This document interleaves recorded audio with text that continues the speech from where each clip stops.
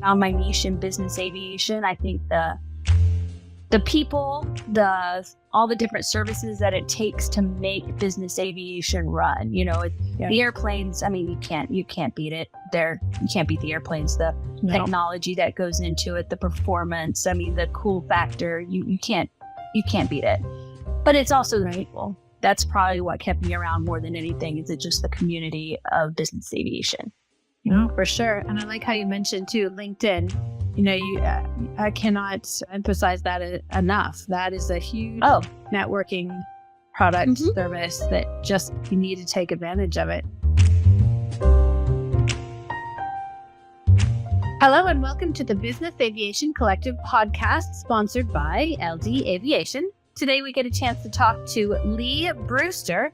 And Lee has been in the aviation industry for quite some time, and you all probably know her. She's with Thoroughbred Aviation currently, and she's their vice president. But she also is part of the TCC. She's on their committee.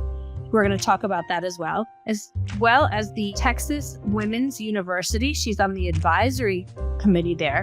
She's been on the original. She's the OG top 40 under 40. So that's cool. We're going to hear about that. As well as she is part of the NBAA Mx Committee. Welcome, Lee.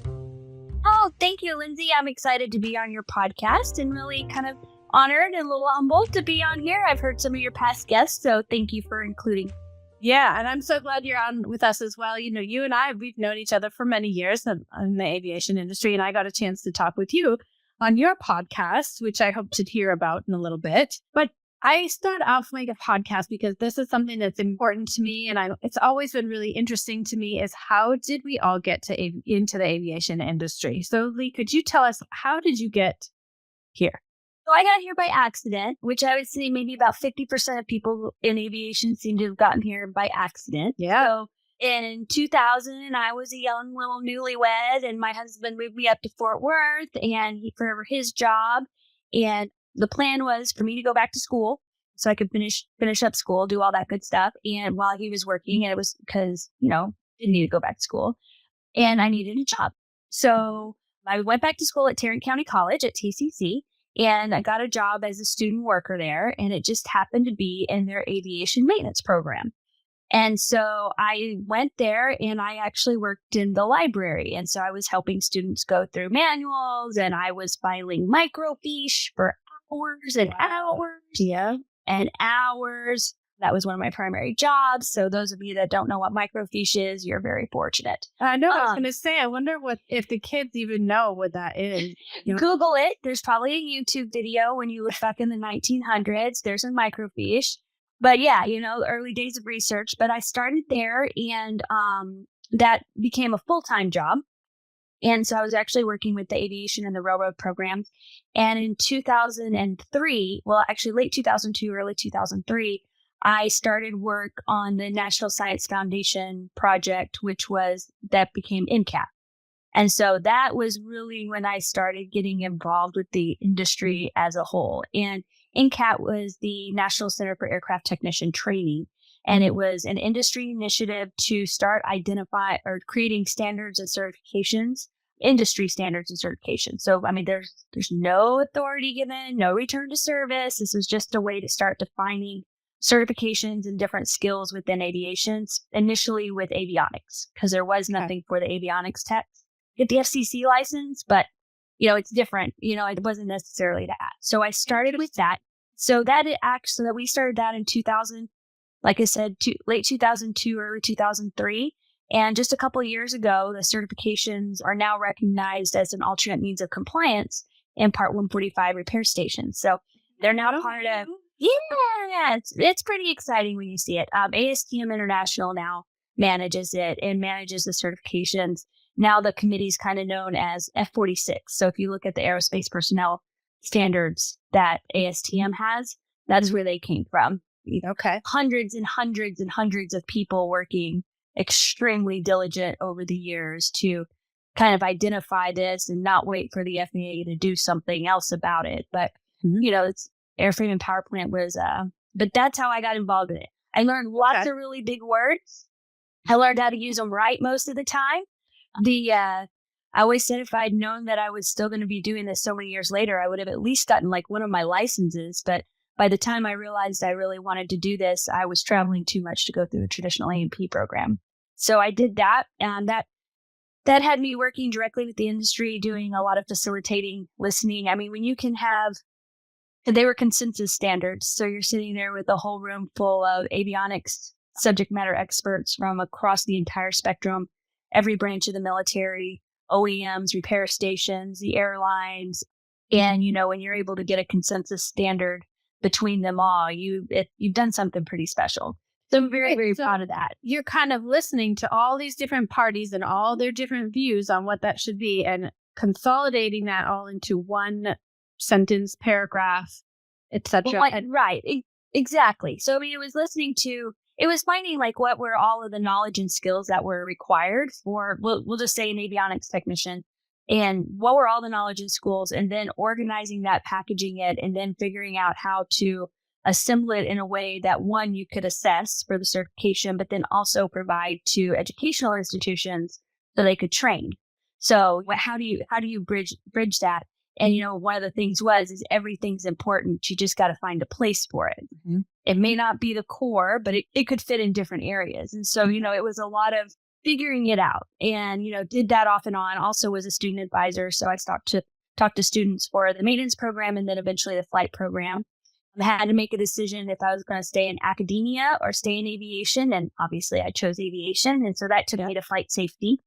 Okay. I worked there for a few years, loved flight safety. Some people think I worked at flight safety for a very long time, but I really didn't work from that as long as people think. But up at the DFW Center, and, that was just more exposure into business aviation. At the DFW Center, it was all Falcons.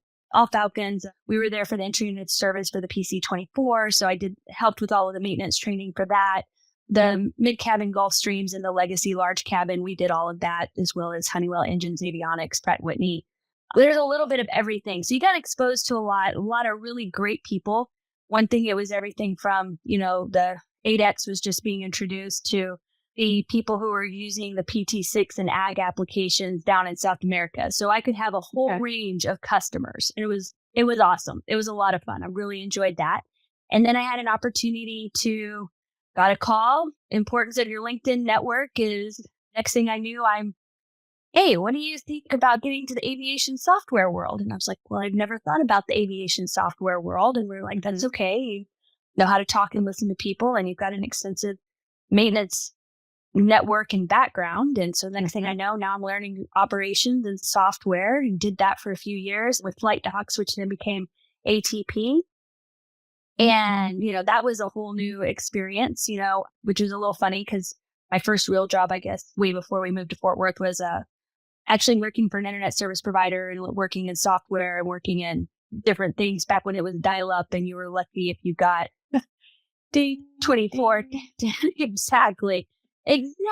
So that, and then almost 2 years ago now, it's like, hey, how about try something new? And now I got into the world of acquisitions with Thoroughbred. So it's all by happen chance.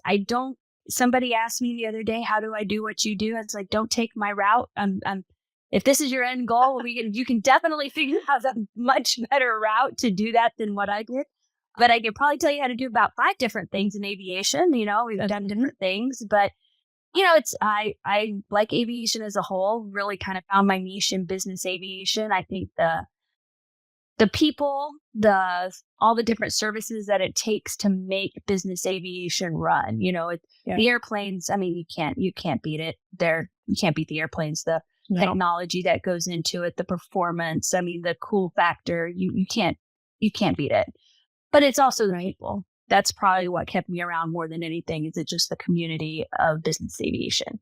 No, for sure. And I like how you mentioned too, LinkedIn.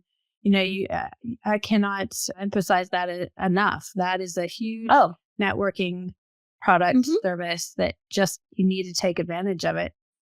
Oh, absolutely. I mean, it's changed the words, but it's your personal branding. It's how you present yourself. It's preparing you for your next job, your next career change, your next promotion, whatever you want to look at.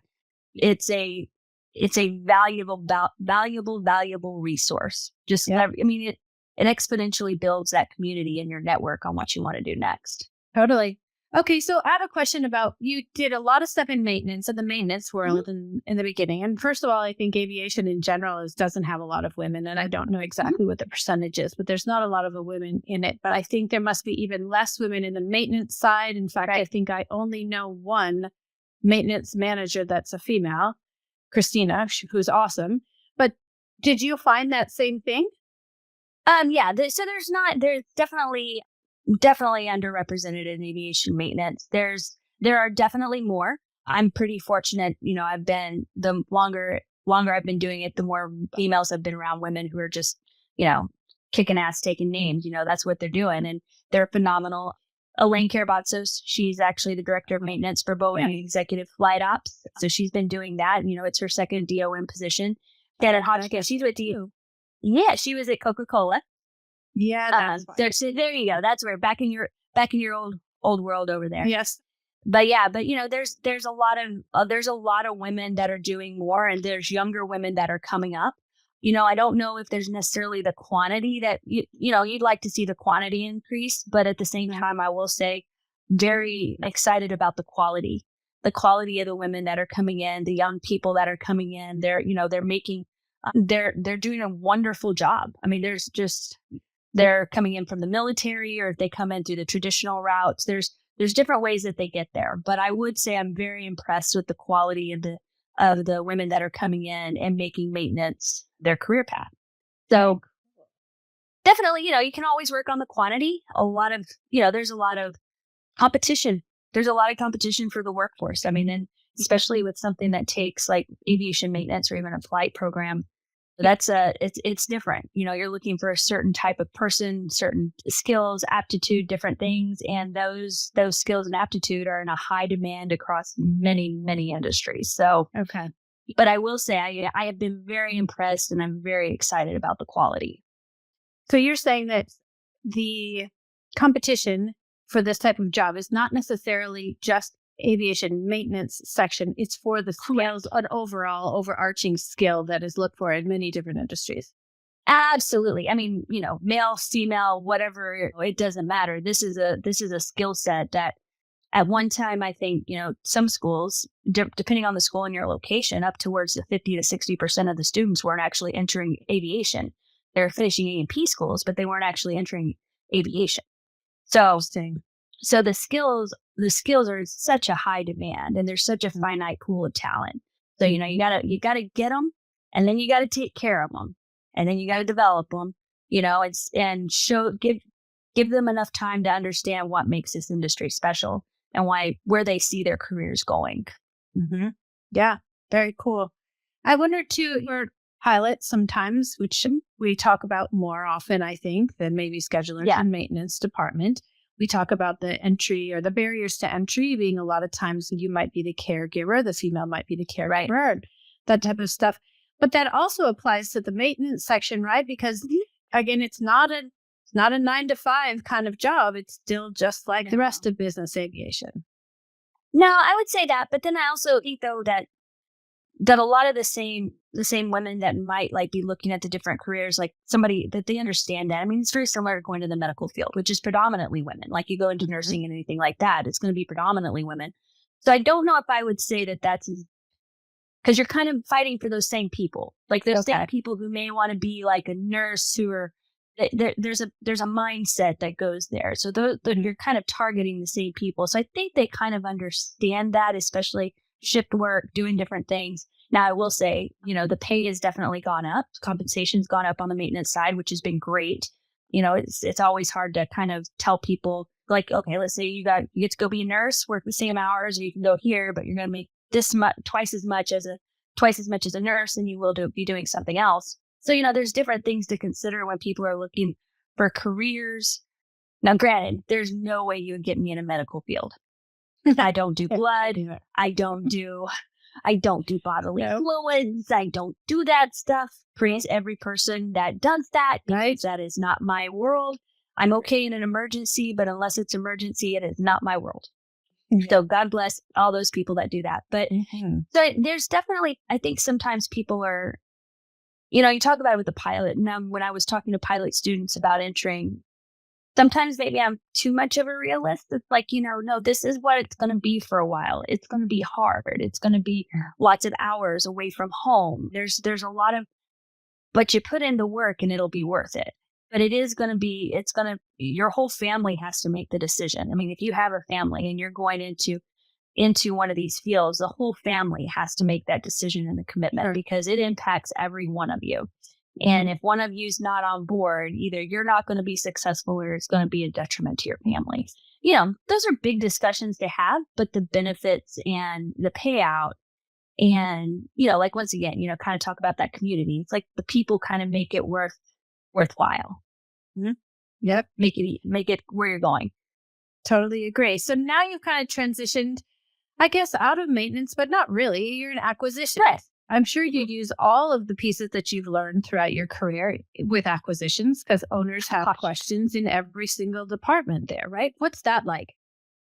So, that was one of the things is when I first started, when Nathan approached me about this opportunity, it was like, okay, well, I haven't done this before. And he's like, well, maybe not technically, but I've been on the periphery of an acquisition in different forms or fashion through all of it, and maintenance is such a key piece. I mean, to have a technically sound, properly maintained and recorded aircraft is a key component to the transaction. So a lot of what I've done, it falls right in line. And then, so, in my job primarily now is like once we start, I call it like sales operations. They go find the sales, and then once we actually start an acquisition or our listing, we start the transaction with the listing. Then I start getting involved more. That's when when the actual transaction starts, and that's just project management. That's project management, vendor management, people management, as well as understanding the nuances of your asset. And that's been a lot of focus on what I've done for a lot of years is looking at the airplane as an asset. Safety first, always safety first. But then it's also looking at the aircraft as an asset and how do you maintain and enhance the value of this asset? As you're going through, how do you practice maintenance and how do you manage your flight department in a way that's going to maintain the value of this asset for whomever it is? Because you're going to sell it. Someday it will sell. And that could be because we hope it's not because your flight department's shutting down, but you never know. That we all know those flight departments that all of a sudden you hear, hey, they shut down the flight department. You're like, what? Right? Are you serious? That one? Sure. Really? No. Or your principal goes and flies on another plane and he likes that plane better and he wants this one. Yeah. Hey, I want to upgrade. I'm upgrading. Yeah. So is your airplane always ready? Because liquidity is a big part of the value. And so, those are all little things that I've had like I said, kind of been in the periphery of, but it's really just working with people, understanding the industry, understanding and managing the transaction process, keeping people happy, doing what you said, lots and lots and lots of over communication because you're the expert. And so you want to make sure that people are comfortable with that and see the value of what you bring to the table. Sure. No surprises along the way, or at least as well communicated. Manage surprises. Yeah. Manage surprises. There we go. I mean, yeah, the more the more when the surprise happens is you can actually, the more knowledge you have, the bigger your network is. When the surprise happens, you can usually have a resolution. I mean, you always disclose it, but you can usually disclose along with the resolution. How do you disclose with the resolution? And that's here. This has happened, but this is what we're going to do. This has happened, but this is what we're going to do. Or this has happened. Here's options 1, 2, and 3. Sometimes you don't get 3 options, but at least sometimes. Right. Every part of aviation, I guess. Yeah. There's things that happen. You do it way. Yeah. I mean, the whole job is still closes or something. We're looking for different options, surprises. Yep. With getting surprises. That's right.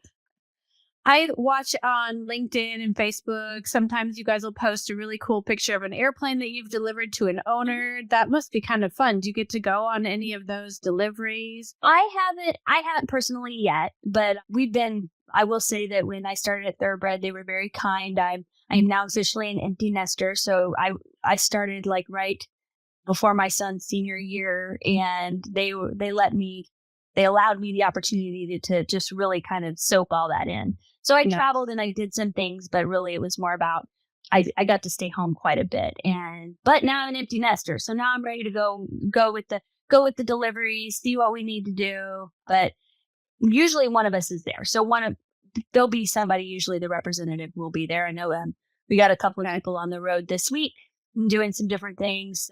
You go, it's a big event. I mean, no matter what the airplane is, it's still always a big event. And like you said, there's little surprises that can pop up along all the way to the very end. As soon as that airplane takes off and it's no longer yours, you're like, that's when you can breathe a little bit. Yeah, definitely. Oh, it's so exciting. That's so fun. I got to ride on one delivery flight. Wasn't even a delivery flight. It was just the aircraft first bringing it home type of way. That was so cool. We got to push all the buttons, and that was make sure everything worked. Yeah. No, I don't know if I'd want to touch all the buttons. I do get the reports though from Nathan after Nathan touches all the buttons and he measures things and he double checks things.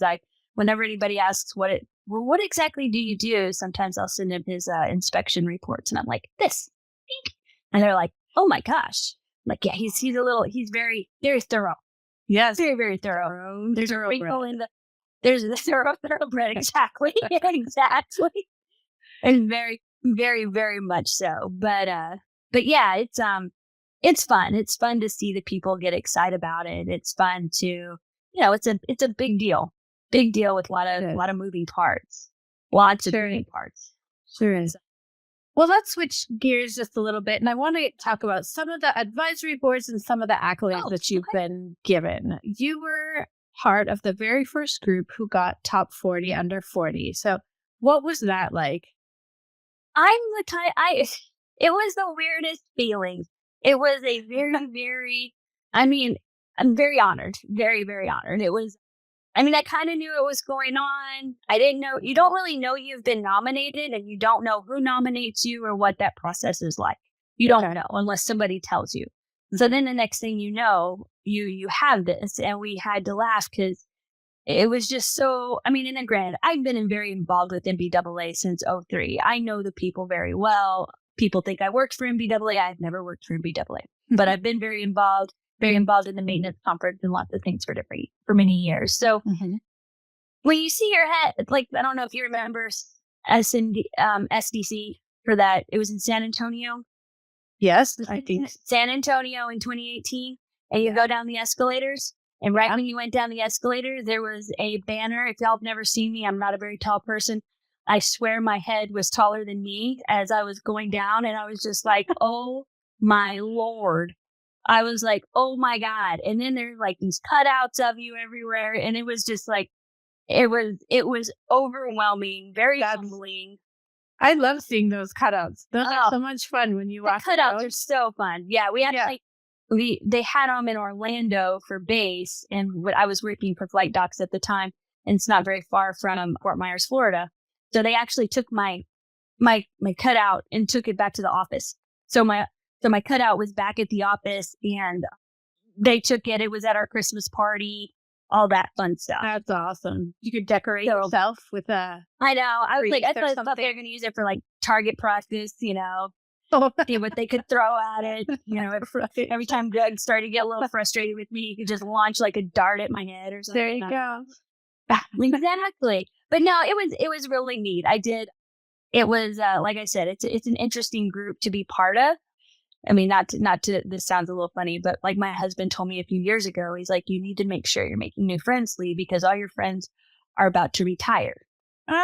Because they're wondering. And I was like, oh, they're not riding 40 and they're not in that group. No, they're actually retiring. They actually retiring. It's a lot of the people I was very involved with, many of them have retired now. And so, now I do make a concerted effort. And with the 40 under 40, I kind of have this like little built-in group of younger people because I aged out as soon as I got it.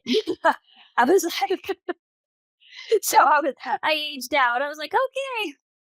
But but no, it was very humbling. It was a lot of fun, and it was neat. It was really neat. That's so cool. That program seems to really have grown.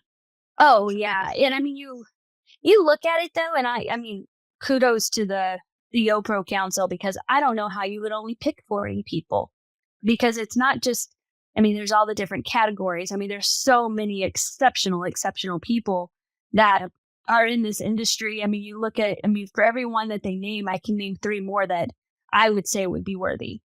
Mm-hmm. And so the process to go through that, I think is God bless them for what they do. 'Cause I can't imagine. I'd want to give it to everybody. I mean, right. They're all amazing. You're amazing. I was actually talking to them about that. I was like, even for the people who don't get it, it would probably be interesting for them to read their nomination letters, because the people that nominate you take so much time and effort to really, they're singing your praises in probably ways you've never even thought of. Mm-hmm. And to be able to, that would be very interesting for people to see that. So even if they didn't get it, there are these people that think this of you. Mm-hmm. That's a very good idea, because I know I've sent in a couple nomination letters, but I never told the person. And so far I haven't nominated anybody who has won, but I would kind of like those people to know how extraordinary I think they are. And I'm sure you're not the only person. Oh, no, absolutely. Yeah. I mean, I've nominated a few people as well over the years. One of them got it. The other ones haven't. But at the same time, they're still just as special to me and as special to the industry, I believe, overall. So, I mean, I think there's something to be said for that. But yeah, no, it's a great group. I love watching what they do. Like I said, I aged out of YoPro like at the same time. Yeah. So now I'm just kind of one of those people that they call when they need something, which is, it's okay. I got other stuff going on. That's right. Yep. Yes, that's okay. We can be a little bit older and not be part of a group, and that's okay. I'm okay. I'm okay with that. Right. Still really like getting it all the time, but okay, I'll take it. Right. It's like, oh my gosh, I'm that person now. Oh Lord. They see you as the mom of the group. Okay. Yeah, okay. You got it. That's where I am. I'll take it. I love it. It's okay. Go. That's right. Well, some of, I guess, the newer, more non-traditional things that you do include the Jet Blast podcast, which I got a chance to be on once. But tell us about that. Who do you host with? What do you guys talk about? So the Jet Blast. We actually started right around COVID. It started probably, I think, actually that May. We finally started it. It's myself, Nathan Winkle, who's the founder of Thoroughbred and has since evolved into my boss. And then Andy Nixon, who's the founder of MRO Insider.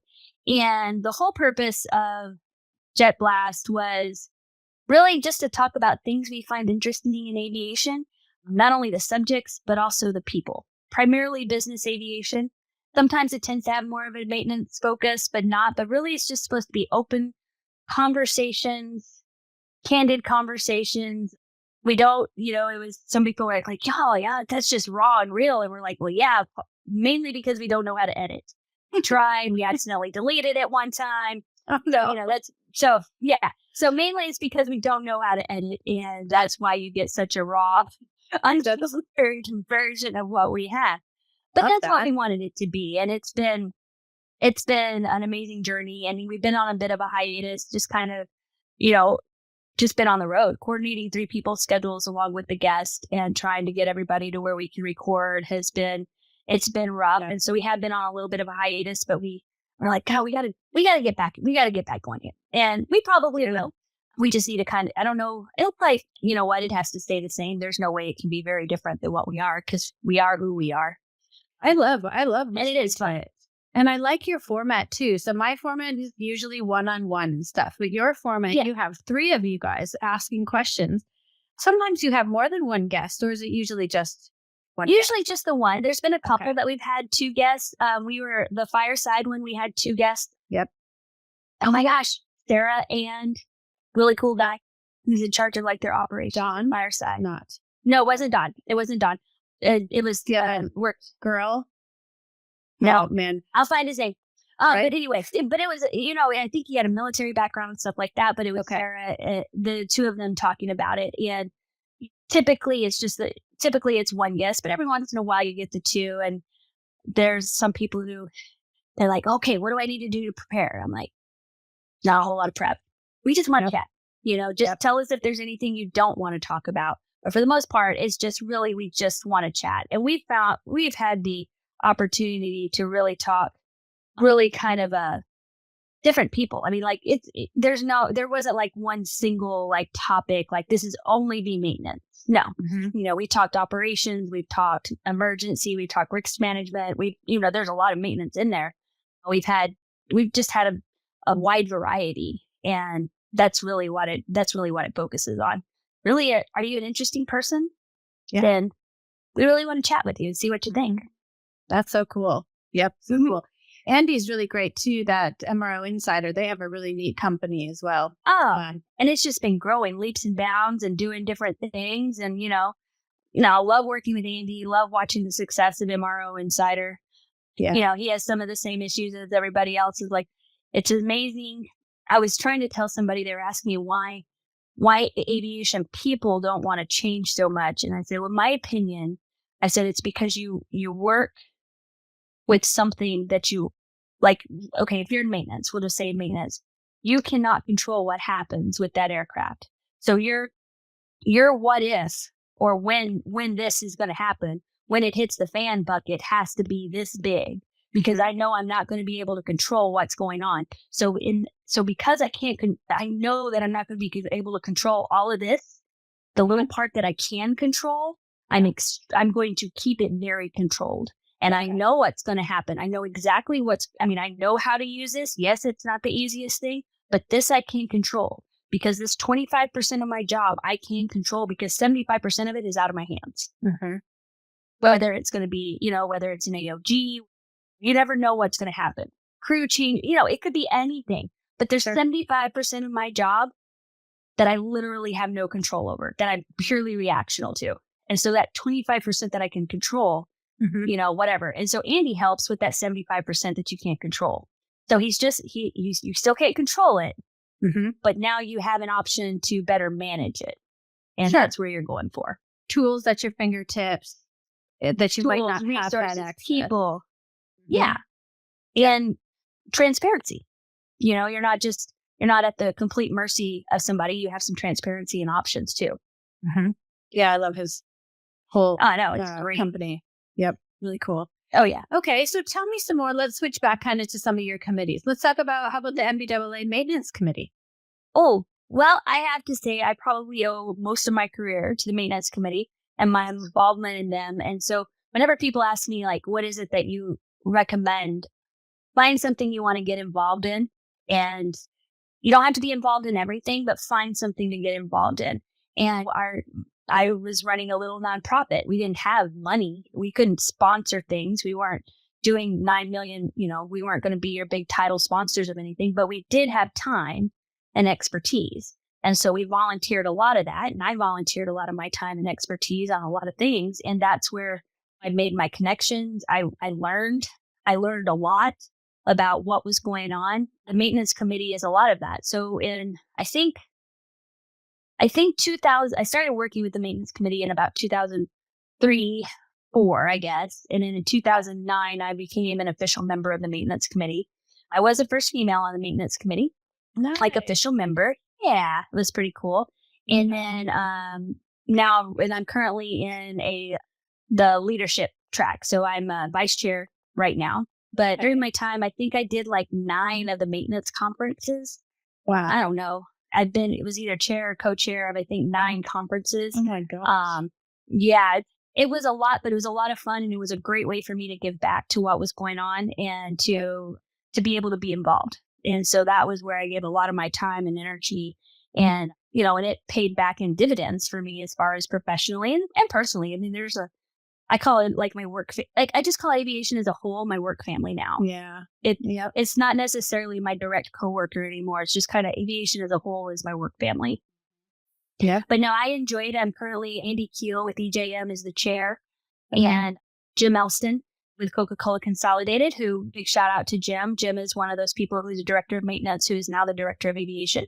You're seeing more and more people making that transition. Yeah. So he's the secretary, and Greg Hamlink is a past chair, and Greg Hamlink was director of maintenance at Stryker, and he's now the director of aviation at Whirlpool. And then, of course, she went to advice at past chair as well. So, it's a lot of great company working with Stuart, Cameron, and the whole team at NBAA. And, we do a lot of workforce development.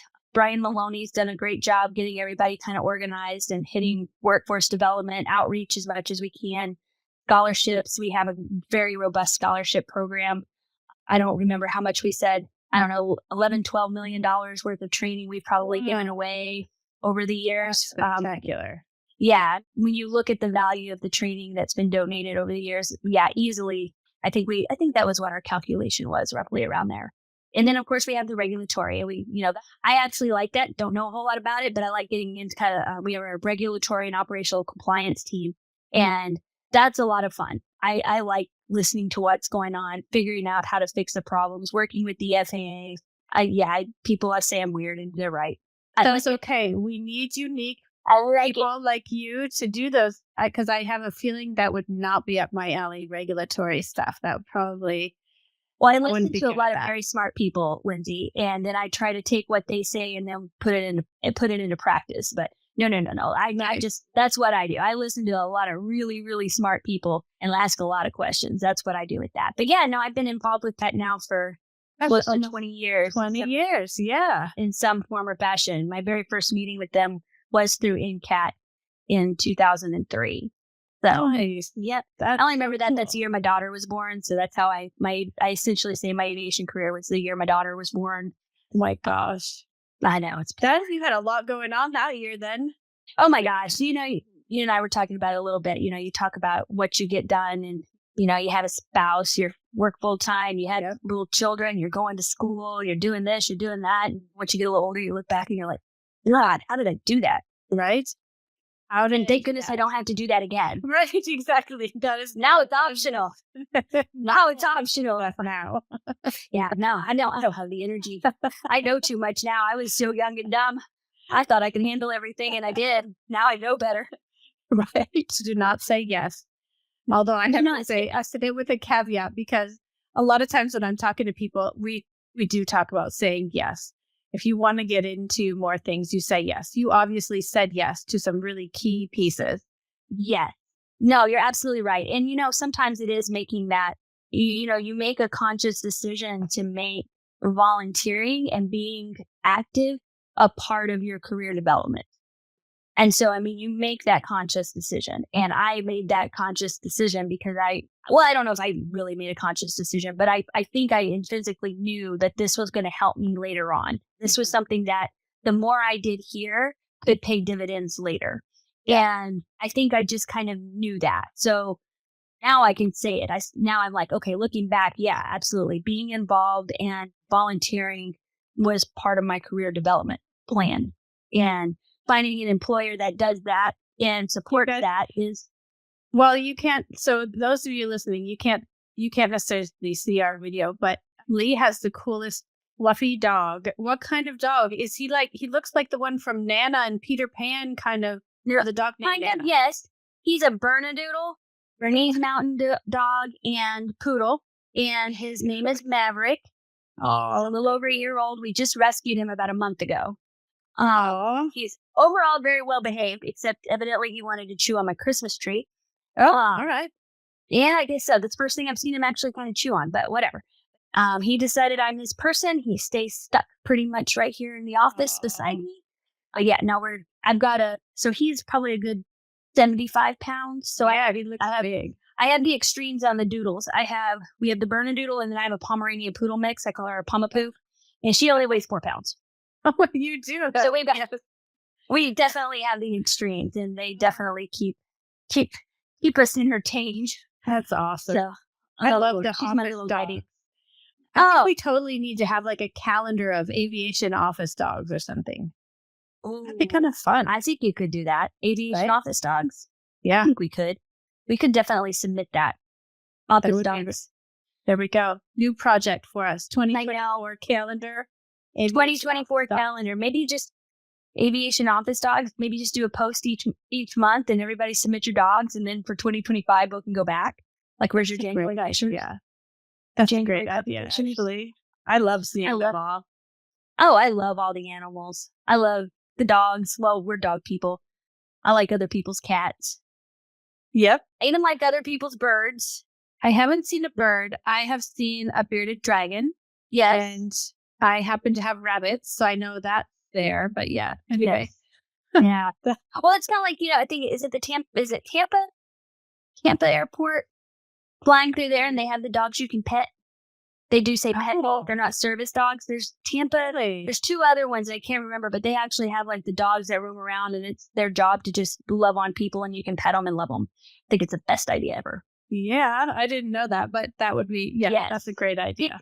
Tampa was one of them, but then there was a couple of others that I wander in. I'm always get excited because I try very hard to respect the service dog best. It's very hard because I want to touch, I want to pet, I want to love. Right.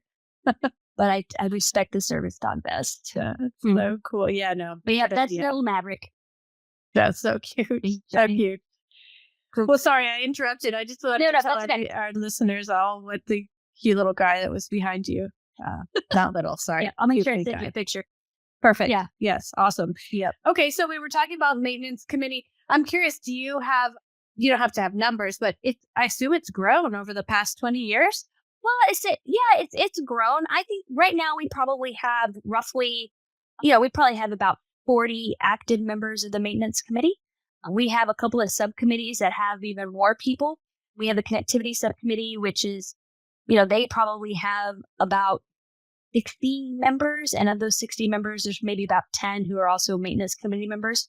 Workforce development has people that aren't necessarily maintenance committee members that are involved as well. So we have, you could probably say at any time we have our meetings are between 30 to 60 people, maybe a little bit more. We meet a couple of times a year, and working, one of our big initiatives right now is working with the other groups in NBAA. It's like, you can work in a lane, but don't work in a silo. We do have our lanes, but the lanes merge. You get dotted lines. There's a lot of crossover everywhere. So we definitely we don't want to be redundant in our efforts, but we also know that sometimes, somebody, especially like when it comes to like regulations and operations, one, if you don't all talk, you may not know the unintended consequences of what's being done. And so, we definitely want to keep that at the forefront. And, with the RIAG group, which is the Regulatory Industry Advisory Group, I don't remember what it stands. It's the lawyers with NBAA. And there's different groups that we want to work with. Being very involved in the management guide is a big one. Definitely want to make sure that we're involved in there, as well as any other initiatives that NBAA has going on. But obviously workforce, I think I said, is one of our biggest ones. Outreach, going out and being a resource for other outreach initiatives. Like there's a lot of aviation initiatives, but they don't always talk about business aviation. Yeah. And so we're trying to make those connections and then also talk to them about business aviation and business aviation maintenance. That's right. Totally true. Right. We don't need to operate in silos. And, now I think about it, it kind of feels like we do. The scheduling group, we really are kind of siloed. we talk to other people, but I don't see a lot of that. That could be a very popular statement, but yeah. Well, I think NBAA also has started to do a lot more cross-functional stuff. You take a lot of time building up your teams for what they do and what they're special, and it's great. But then there comes a time where we do need to, I forgot the environmental sustainability. That's part of the maintenance committee as well. So, but I think that it's easy to kind of get stuck, especially working with, you got a bunch of volunteers and, it's what's working, what's getting done. We all have great ideas, but we also have day jobs. Mm-hmm. Yep. So everybody's managing a lot of stuff.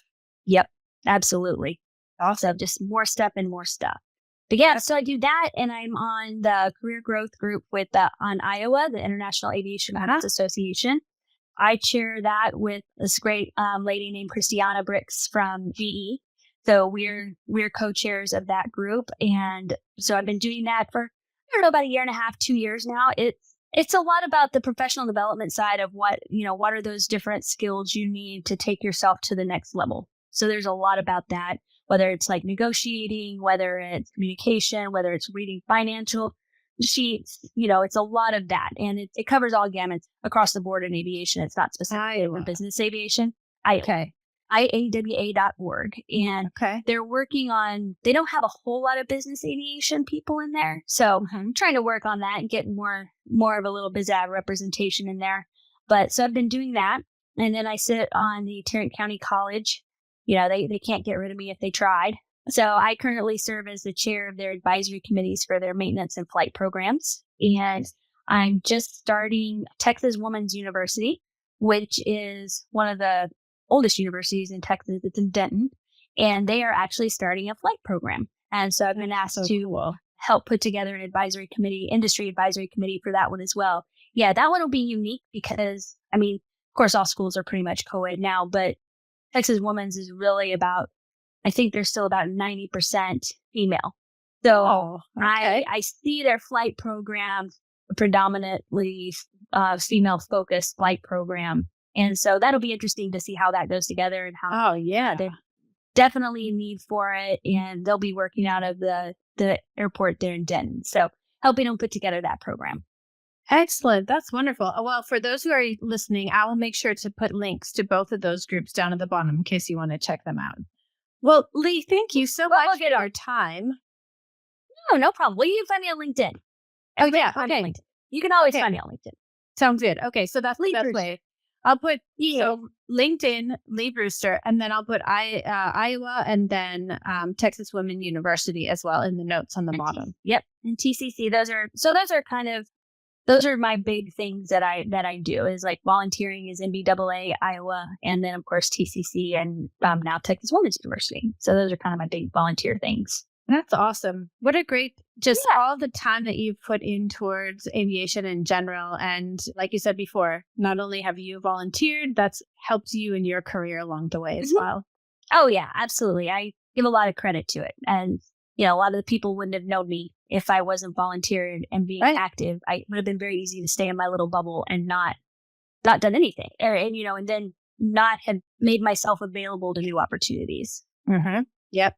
Well, and you're also very nice too. I think it's just wonderful talking to you. If you ever get a chance to meet Lee in person, definitely go chat with her because she's just a wonderful person to talk to. Well, great story. Same thing, ditto. Same thing, ditto. Same thing, yeah, I agree. That's so cool. Well, I would love to catch you again, maybe in a couple of months, because I want to see how that Texas Women's University goes. I think that's spectacular. Absolutely. As soon as we get up and going, I will let you know and we'll be able to do an update. All right. Sounds good. Well, thank you again, Lee, and enjoy the holidays because we are recording right before Christmas and New Year. Yeah. Yeah. Merry Christmas. Thank you very much. You too. Talk to you soon, Lee. Thank you.